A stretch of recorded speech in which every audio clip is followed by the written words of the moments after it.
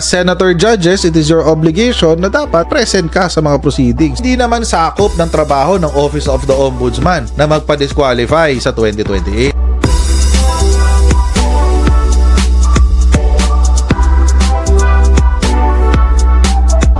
I-identify na natin lahat ng Manchurian candidates. Tigil-tigilan na natin yung kalokohan natin.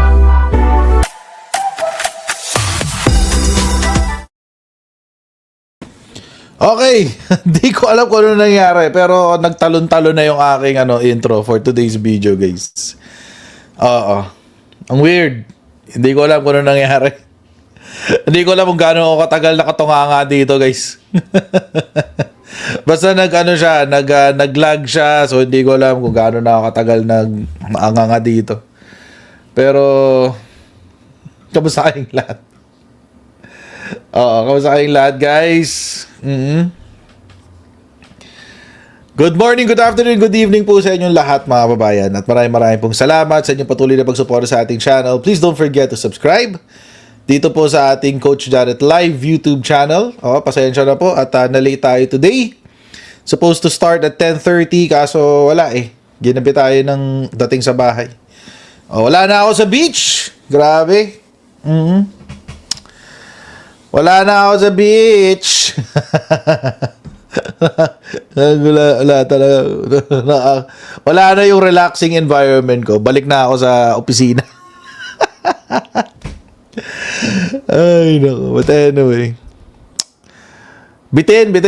Nabibitin ako sa beach. Gusto kong bumalik. Anyway, mga kababayan, once again, pasensya na po. Medyo nawala ako sa aking bearings. But welcome po dito sa Coach Jared Live YouTube channel. And paki-follow po ang ating Facebook page, Pinasabat Newsroom, at ang ating Facebook group, Tambayan ng mga Cocheros. And of course, please subscribe dito po sa ating YouTube channel, Coach Jared Live. By the way, paki-check mga kababayan ang inyong subscription sa ating channel. Kasi I recently found out na may mga members tayo dito. Meron tayong mga subscribers na automatically tinanggal ni YouTube. Hindi ko alam kung bakit. Pero hindi ko alam kung glitch lang ba yan sa parte ng YouTube. Pero ganun na nga ang nangyari. So, paki-check po if you are still subscribed at kung naka-notify pa rin ako sa inyo. Kasi kapag na-unsubscribe ka kasi automatic tanggal yung notifications. So baka hindi na, kaya yun ang dahilan kung ba't di kinakakuha ng notifications. So ayun. Ayan, si Andres daw, isa daw doon sa na-unsubscribe. But anyway, kalaban natin algorithm guys eh. Okay, guys. Shoutout muna tayo na mabilis bago tayo magpatuloy. Dala ba yung ating slow mode? Slow mode muna tayo para mabasa ko na maayos ang ating mga chat. Pero ipakilala ko muna yung ating mga moderators as usual. Pakilala ko muna yung mga moderators na bahalang magbantay sa mga pasaway ng mga chatters. Dito sa chatroom natin. Si Ate Trexie, Ate Susan, Ate Elisa C, James, Manat May, Arnel, Jack, Fifton Billion Movement, BJ Cans, Pinoys, Unnamed Legion, Kina, PS Moderator, Ate Mishi Cruz, Ate Nilda Galvez, Ate Nilda Arceo, kay Nelson Guntan, Sir Pascachi, Shiro Kansaki, Burger Boy, at kay The Greater One. Ayan. Simple lang naman ang mga rules natin, mga kababayan. Simple lang. Wag mag-flood. At kapag pupo na, hindi ko papansinin kapag hindi super chat. Pag may mga aasar sa atin, hindi ko papansinin kung hindi super chat. Super chat lang ang papansinin ko, guys, na pangbaba sa akin. Okay. So, ayun. Ay, my goodness. Anyway. Okay, game. Shoutout na sa mga makukulit dito sa chatroom natin. Si Ate Dita Bonifacio, Happy Rabbit, Romel Gutlay, So, Sonny Pineda, Leshin Vlog, Nympha David, Maribel Laladen, or Maribela Layden, Nancy Bailon, Josefa Oliva Lopez, Albert Limacosa, Renato Shador, Marivic Giray, Gio Adap, Rachel Tabag, Manong Jeric, Vancouver Gem, Gloria Valdez, Eileen Arellano, Loretta Daog Antonio, Me and You, Myra Atienza, Dennis Chavez, Cisalina Baluyot, Andres C, Telma Petroshka, AFV, Aurelio Biluan, Shirley Samonte, Lani Pascual, Splash Brothers, Rosario Dagasdas, Maris Vlogs, Enedina Colcol, Amy La Union, Alma Hashem, Lori, Jessie Kim, Cheryl Tronzon, Leonila Guinness, Feli Saludes, PW Discarte TV, Marina Javier, Nida Sobrepeña, Frank Faisal Sanchez, Mariam, Air Nathan, Nancy Bailon, at si Josa Centeno. Hanggang dyan lang muna, guys, ha. Ang ating tawag dito. Pa-shoutout. Mamaya na lang ulit. Kasi dalawang topic to, dalawang mahabang topics itong dalawa. So, tatry ko matapos tayo ng dahil mag-uumpisa yung topic natin ng mga alas 11, 12, 1 o'clock ang tapos natin today. Kasi hindi ako nakapag-live kanina ng maaga. But Twisha Sacred Field, hindi ko mababalik yung old intro ko kasi for some reason dinidemonetize ni YouTube yung audio. May nag-claim ng audio kahit AI ko siyang ginawa. Kapal ang mukha Kahit AI ko siyang ginawa, may nag-claim ng audio. Weird. But anyway, ano sabi ni Vancouver Gym? Dapat daw $50 ang bayad para mabasa ang pambabash. Why not? Why not? Di ba? Why not? So, hindi ko papansinin ang pambabash nyo kung walang bayad. Joke. Hindi. Anyway. Okay, game. Kwentuhan tayo, guys. Unahin natin dito kay Sara Duterte. Kasi I found it funny kanina. I found it funny na merong komento si Sara Duterte. Una, gusto niyang i-dismiss na agad-agad ng korte yung kasong grave threats laban sa kanya. Sa mga hindi po nakakaalam, mga kababayan, si Sara Duterte may kaso na ngayon sa QC-RTC. At yung kaso po niya ay grave threats. Oo. So kung ano yung narinig nyo sa impeachment, yun na yun. Ay, naglalag ba ako, guys? Converge na naman to. Si Converge, pasaway talaga to palagi Anyway. So, ayun na nga, mga kababayan. Meron na siyang kaso na grave threats sa QC-RTC. 3 counts of grave threats. At baka aresto mayor lang dapat yan. So, mga 6 days to 6 days? 6 months pala. 6 days to 6 months. Mukhang dahil sa ito ay committed sa using online media or using information technology, tataas yan ng 1 degree. Aggravated siya by the use of the internet. So, baka maging prison correctional. If I'm not mistaken.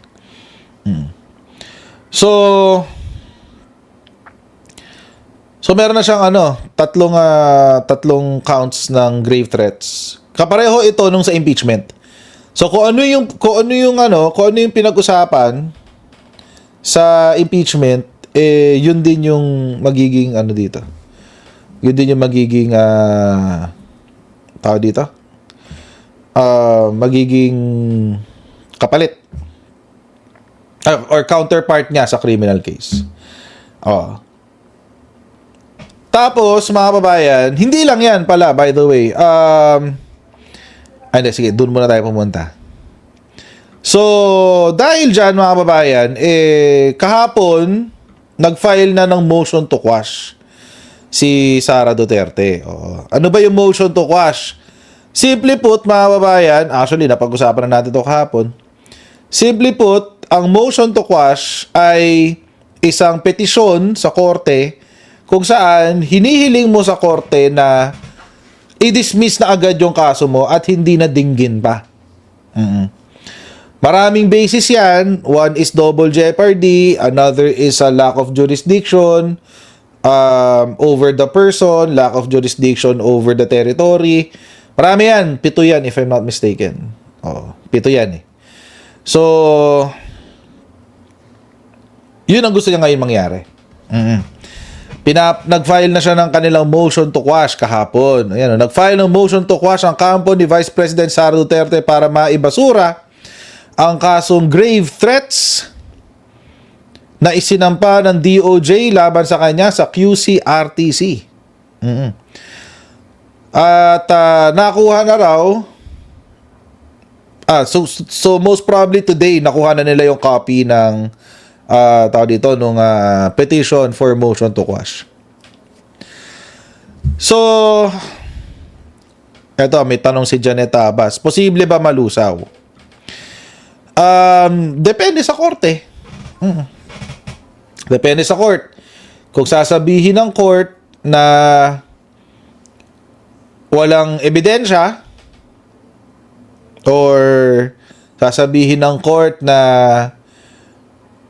walang jurisdiction sa pagkatao ni Sara Duterte, kung sasabihin ng court na walang territorial jurisdiction ang korte kung saan i-file yung kaso, yun. Posibleng magkaano. Actually, depende naman sa korte talaga yan eh. Sa kung paano niya i-appreciate yung mga isinumiting mga pleading. So, it can go either way, no? Ang nakakaano lang is nagde-demand ang kampo ni Sara Duterte na magkaroon ng oral arguments. Gusto nilang magkaroon ng oral arguments instead of the usual na magsusumite lang ng pleading and then maghihintay kung aaprubahan yung motion to quash. Pero yung kampo ni Sara Duterte ay nagre-request ng oral argument. So gusto nila magkaroon pa ng mga hearing na tutukuyin kung dapat bang i-dismiss na yung kaso. So, pwedeng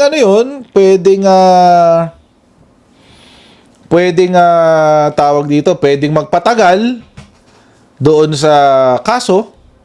Wala pang arraignment actually. Ano pa lang to, hearing pa lang to, or oral argument pa lang to para sa motion to quash. So, delaying tactic ba yon, sabi ni Kay Umali? Possible, yeah.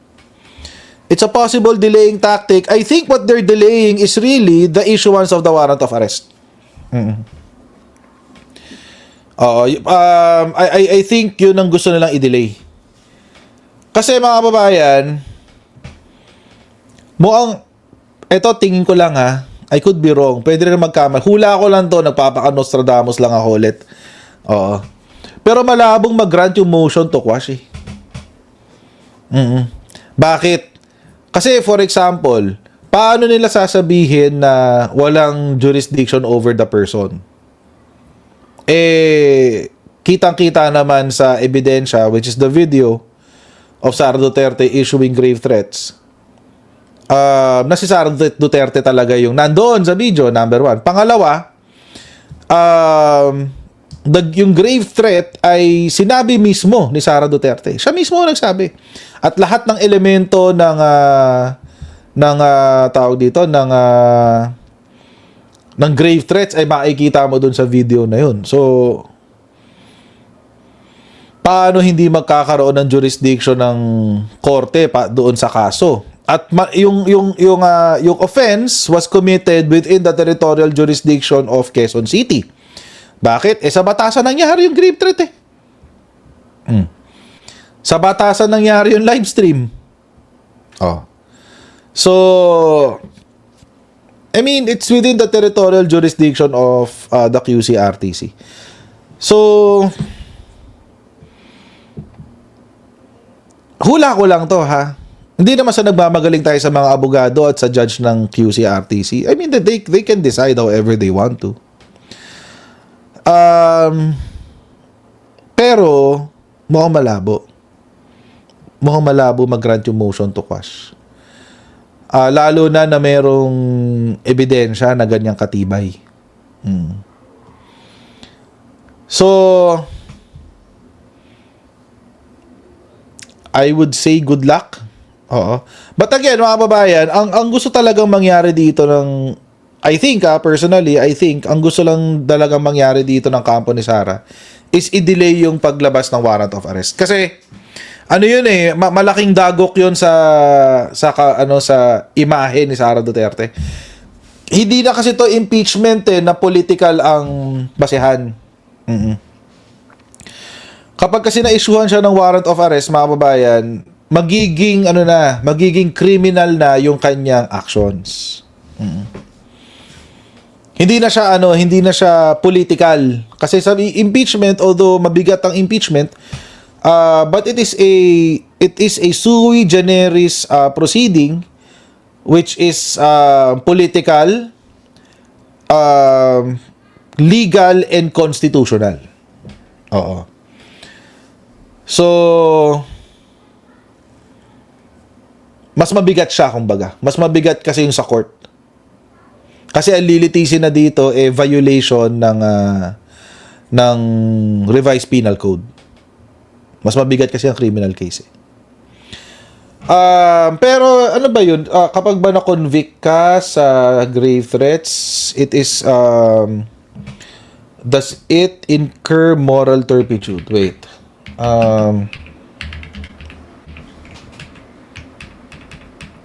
Wait lang, atin na natin kung kasama sa moral turpitude ang ano. Kasi ang alam ko dyan, libel is kasama. Libel kasama dyan. Pero meron list yan Ayan, crimes involving moral turpitude. Okay.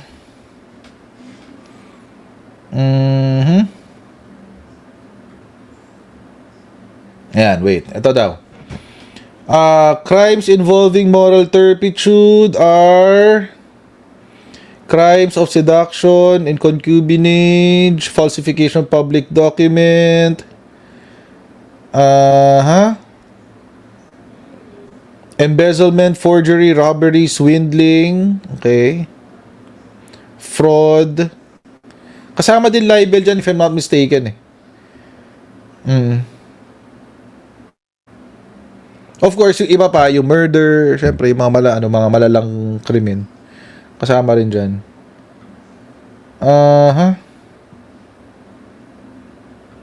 May abduction pa Wait, tingnan natin. Wait lang ha.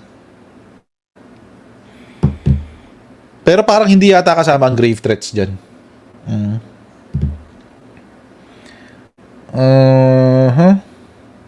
Ayan. Abduction with consent, seduction, bigamy, concubinage, adult smuggling, rape, estafa, attempted bribery, profiteering, robbery, murder, estafa through falsification of public document, blackmail, illicit relations with a coworker. Wait lang. Nawala yung listahan ko. Ano nangyari? Nawala yung listahan ko. Biglang nag-blur. Oo. Saan na ba?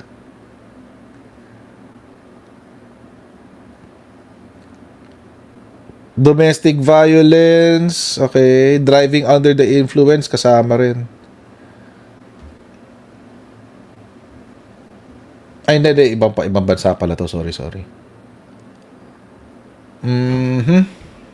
Wait lang Gusto ko lang malaman kasi. Ay.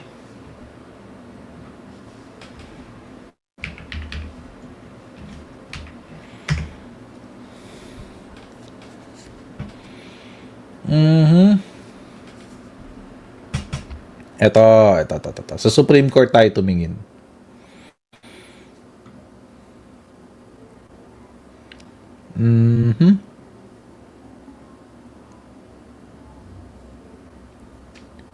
Ay, hindi rin siya wala rin yung list. Asan yung list?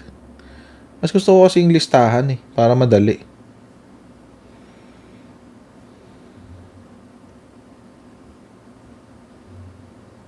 Okay, ito. So, murder, rape, robbery, kidnapping, voluntary manslaughter. Teka, wait. Hindi, US din to eh. Ano ba yan? Pampatagal?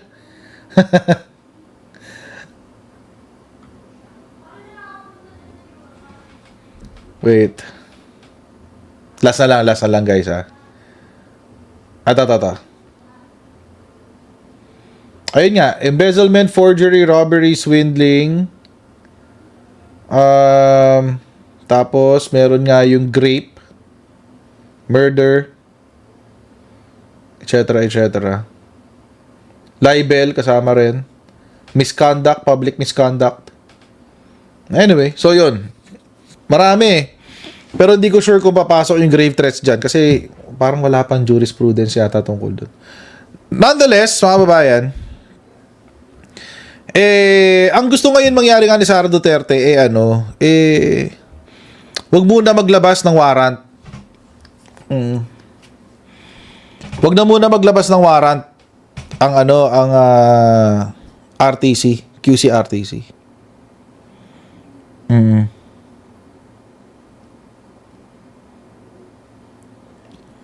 So ayun na nga. Gusto nila, wag muna maglabas ng warrant. Ayan,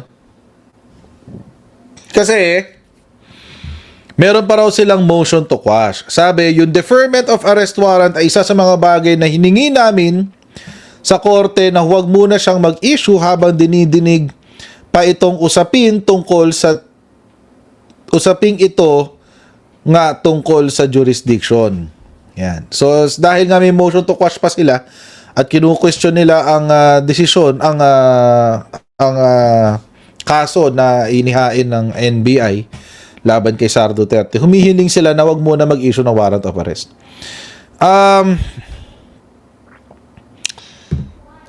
Minsan kasi hindi nagagrant yan Oo, minsan kasi hindi nagagrant yan Minsan, mag-i-issue ng warrant of arrest si court, tapos saka magmo-motion to quash. O, limbawa, yung nangyari kay Laila de Lima. Diba? Nag-issue muna ng warrant of arrest yung court, inaresto muna si Laila de Lima. Tapos, nag-file siya ng motion to quash habang siya ay nakapiit. So, nangyayari yun. Hindi ko pa nakita, never pa ako nakakita ng case na, well, at least in my limited experience sa pagbabasa ng jurisprudence, hindi pa ako nakapagbasa na defer ang paglabas ng warrant of arrest dahil merong nakapending na motion to quash.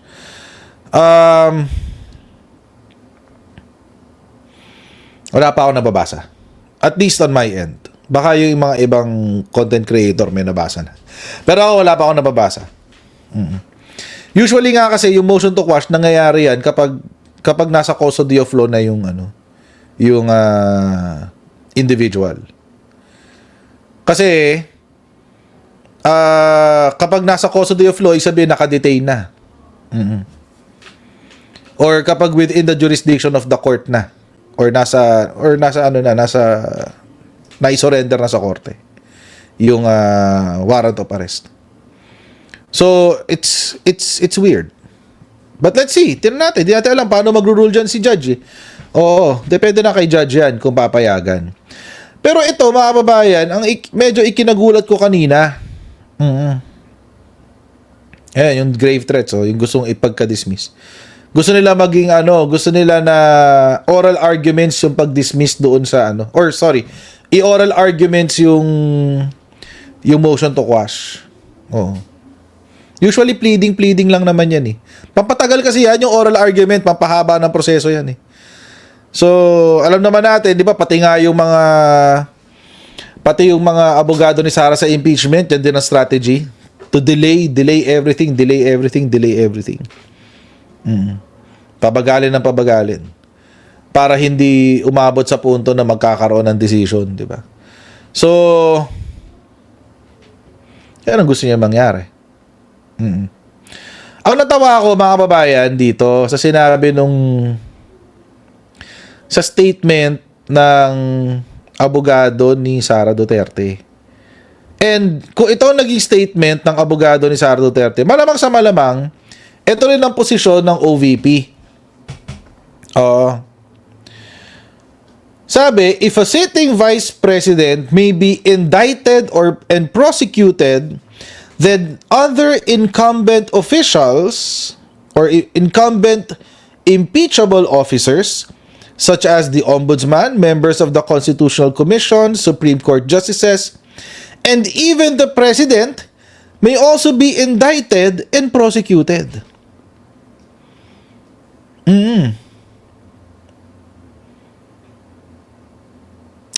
Naniniwala naman ako na pumasa na hindi ko alam kung saan nahugot to ni Attorney Lim. Pero medyo weird yung statement niya na yan. Medyo weird yung statement yan. Bakit? Kasi mga babayan, truth of the matter is, the ombudsman can also, pwede mo rin kasuhan ng ombudsman. Kapag may ginawa siyang krimen, pwede mo siyang kasuhan. Yung mga members of, mga members of the constitutional commissions, like COMELEC, pag may ginawa silang krimen, pwede mo rin silang kasuhan. Supreme Court justices, pag may ginawa silang krimen, pwede mo rin silang kasuhan aside from impeachment. Parang yung nangyayari ngayon kay Sara. Ang nakakatawa, mga babayan, etong sa presidente. Etong sa presidente ang nakakatawa. Alam niyo bakit?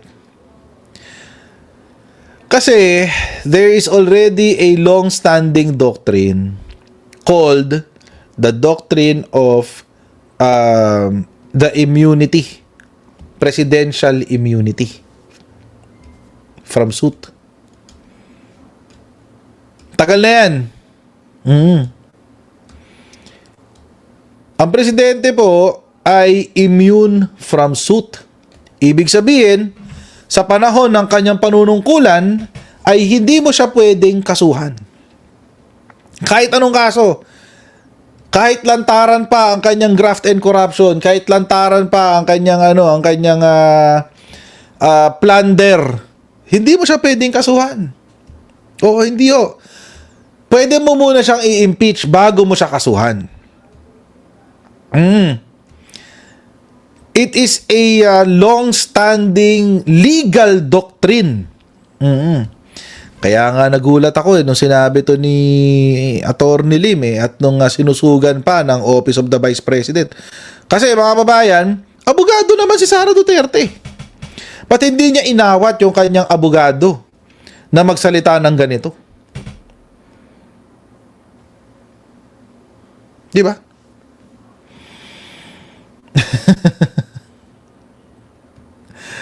Oo. Para makasuhan mo ang presidente, kailangan i-unseat mo muna siya. Tanggalin mo muna siya bilang presidente. I-impeach nyo muna bago nyo makasuhan. Parang nangyari kay Erap Estrada. Although hindi siya na-impeach, almost, konti na lang may impeach siya si Erap Estrada, kaya nga siya nag-resign Nung mai-impeach siya, nag-resign siya, saka siya kinasuhan ng plunder. Kaya siya kinasuhan ng plunder. Nung wala na siya sa poder.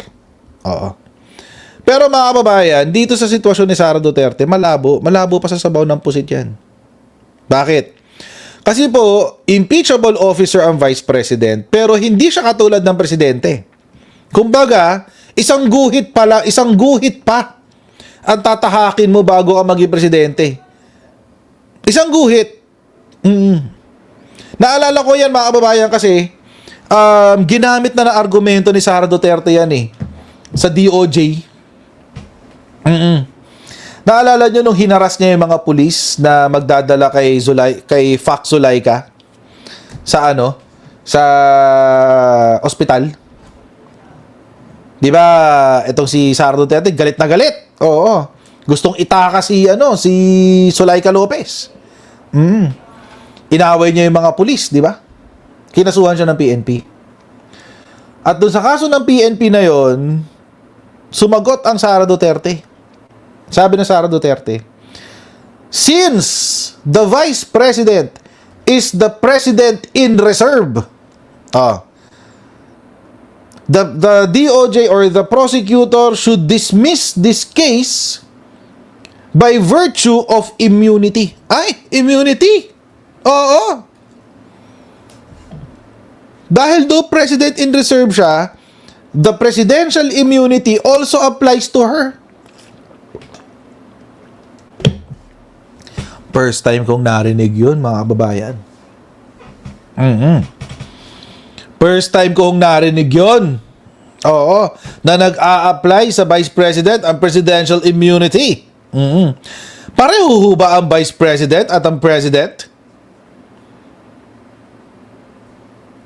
A President in reserve is not a President. Diba? Ano kaya naging legal basis doon? Alam nyo, hindi ko alam kung paano, pero hindi naman na-dismiss yung kaso ng PNP dahil doon sa statement na yun. Na-dismiss yung kaso kasi parang kulang daw ng evidence to prove that there was assault or nagkaroon ng pananakit sa partido ng PNP.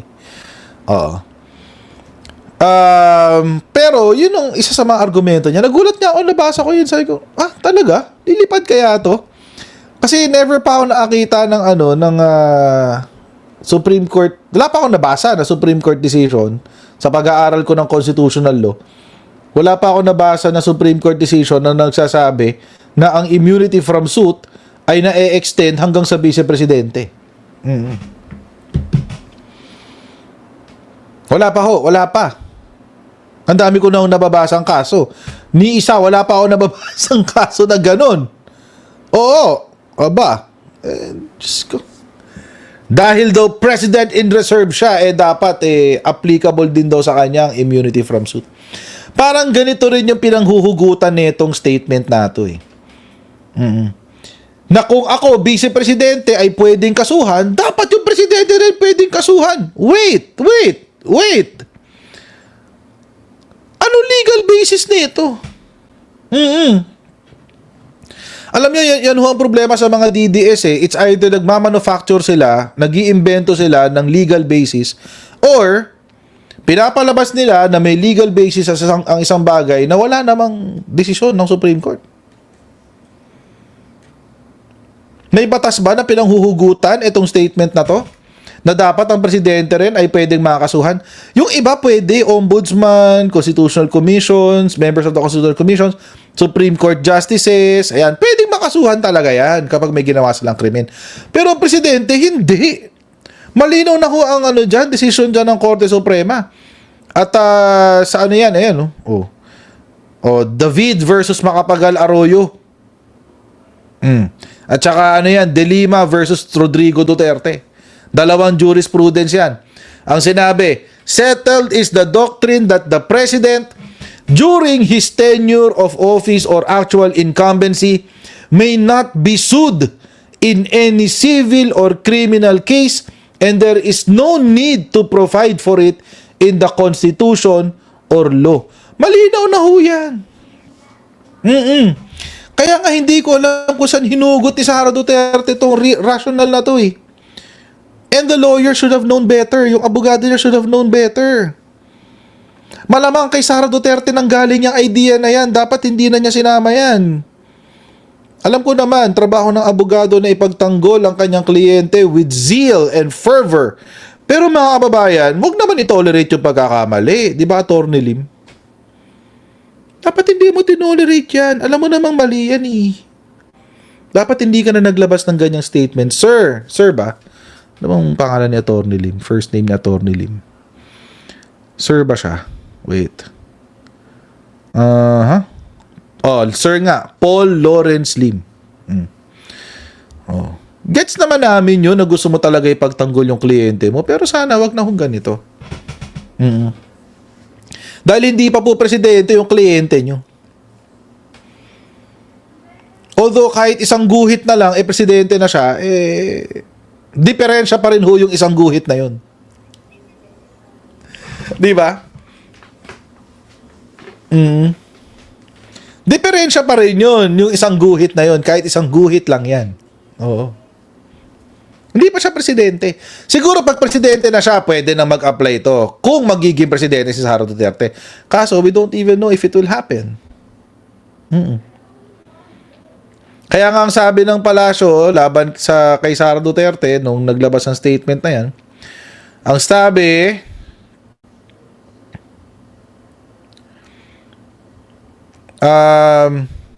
ito sabi niya.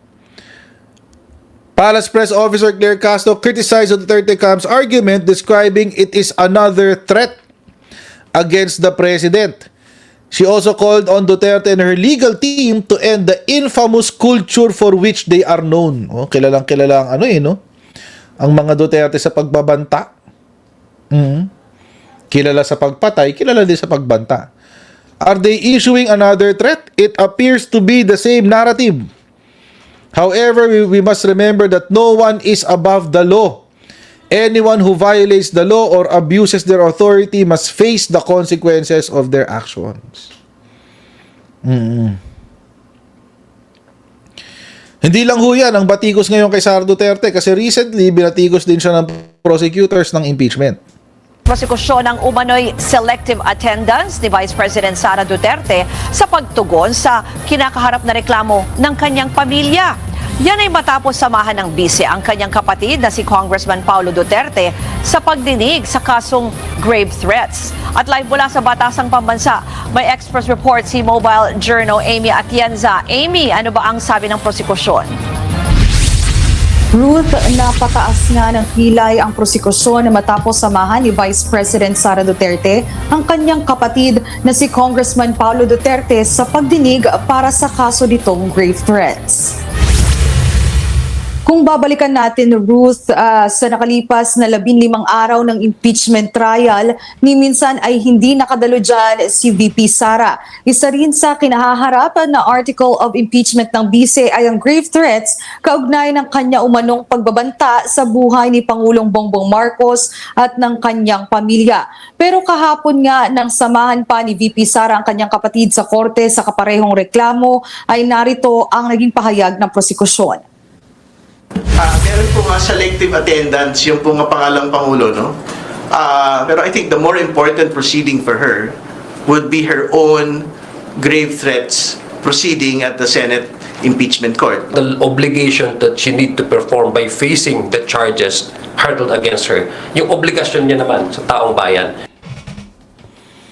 Ruth, ikinagulat din daw ng prosekusyon na may kasong grave threats din si Congressman Duterte. Narito ang pahayag ni House Prosecutor Terry Ridon. Actually, nagulat po kami kahapon na meron palang grave threats case po si Congressman Duterte. The question of the nation is, does it actually run in the family? Does it run in the family?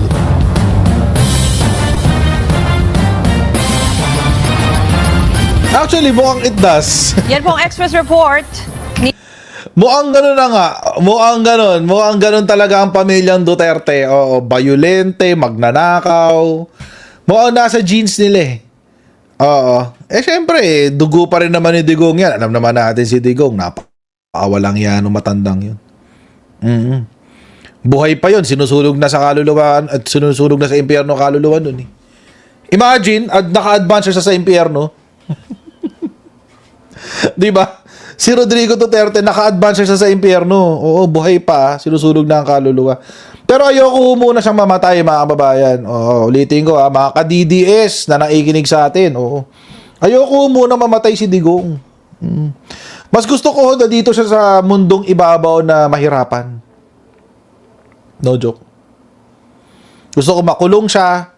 Gusto ko na makita niya yung hustisya ng pagpatay niya sa napakaraming Pilipino, yun ang gusto kong mangyari sa kanya. Pero syempre, ako yun, hindi naman ako Diyos eh. Di ba Ate Angelita Almondia, salamat po sa inyong super chat. Oo. Salamat po sa inyong super chat, madam. Yan. So, ako yun. Pero syempre, hindi naman ako Diyos, hindi naman ako yung masusunod. So, bahala na si Lord sa kanya. Pero kung ako sana, actually, happy na ako na magkaroon siya ng maraming tao dito. Ano ba tawag dyan? Yung boils. Magkaroon siya maraming boils sa puwet para mahirapan siya umupo. Happy na ako sa ganun. Pigsa. Happy na ako na magkaroon siya ng maraming pigsa sa puwet. Happy na ako doon, guys. Yung mahirapan man lang siya umupo. Ganyan. Diba? Hindi man lang siya komportable umupo. Happy na ako doon, guys. Oo. Yung puwet niya mapuno ng pigsa. Okay na ako doon.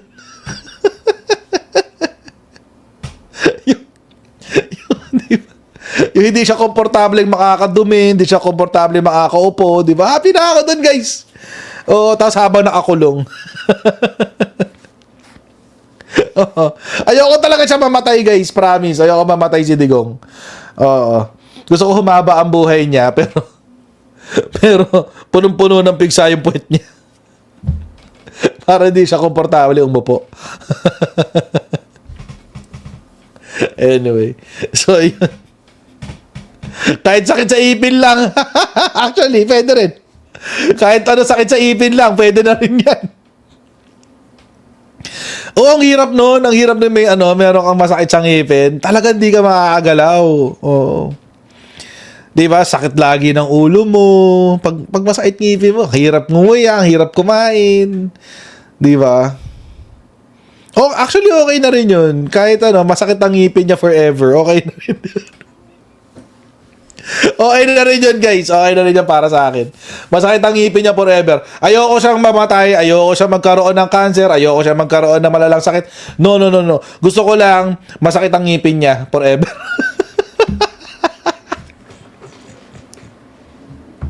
Yun lang ang gusto ko. Masakit ang ngipin niya forever. Yun lang ang gusto ko, guys. O kaya mapuno ng pigsa yung puwet niya para hindi siya makatulog na maayos. Ganun lang ang gusto ko sa kanya. Baka pustiso na lang gamit niya. O di sumakit na ng bagang niya. Sumakit na lang bagang niya. Yun lang gusto ko sa kanya. Magkaroon na siya ng namamagang pangbagang. Habang nakakulong. Ay, naka. Or forever migraine. Ganyan, migraine. Lagi masakit ang ulo niya. Ganun lang, yun lang gusto ko. Ayoko siya mamatay, promise. Ayoko siya mamatay. Gusto ko humaba ang buhay niya na siya ay nakapiit sa kulungan at merong masakit na bagang. Anyway. Ano daw? Prolapse sa tumbong. Ang weird mo, man at may. Prolapse sa tumbong talaga. Bumaliktad. Lumabas yun. Kadiri. Ang baboy. Ang baboy. Ang baboy. Anyway. Pumunta na nga tayo susunod nating sa susunod nating kwentuhan. Oo. Wala pa yung bagong link, ha? Wala pa yung bagong link. Oo. yung walang peace of mind. Asa na yun? Asa na yun? Yung walang peace of mind, gusto ko yan. Ayan, sabi ni Ron Rafa. Yung walang peace of mind, gusto ko yan. Yung mga ganyan. Oo. Ay, nako. Ayoko siya magkaroon ng malalang sakit, guys. Basta gusto ko lang yung hindi siya komportable. Masakit bagang niya or may pigsa siya sa puwet, ganun lang. Hindi siya laging constipated, yan, pwede rin yan. Basta hindi lang siya komportable, guys. Yun lang gusto ko sa kanya. Magkaluslos pa, pwede rin yan. Di ba? Masakit na ingrown yan. Mga ganyan lang, guys. Oo. Ayoko nung komportable siya. Magka-gout. Magka-gout din daw, sabi ni Vancouver Gem. Ay, nako. Mamaya pa tayo lilipat ng live stream, ha? Oo, mamaya pa yung next nating, next na live stream. Pag-usapan ngayon natin tong kay,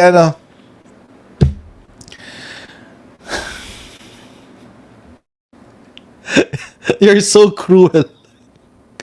Di ba? Kasi ayoko talaga siyang mamatay, guys. Ayoko siyang mamatay. Ayoko siyang magka-cancer. Ayoko siyang magkaroon ng malalang sakit. Ang gusto ko lang sa kanya, hindi siya komportable. Di ba? Nakakulong siya. Meron siyang, ayun nga, namamagang ingrown, ganun. Na-experience yun na ba yun? Ingrown na namamaga. Ang sakit nun. Nagkaroon ako nun before sa pae.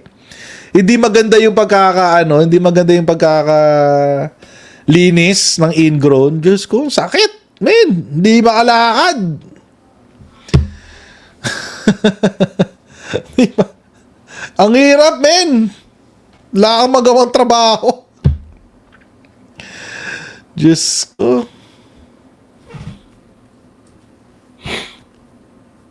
Magkatulo. Hindi ako magtataka kung hindi ako magtataka kung nangyari na yan.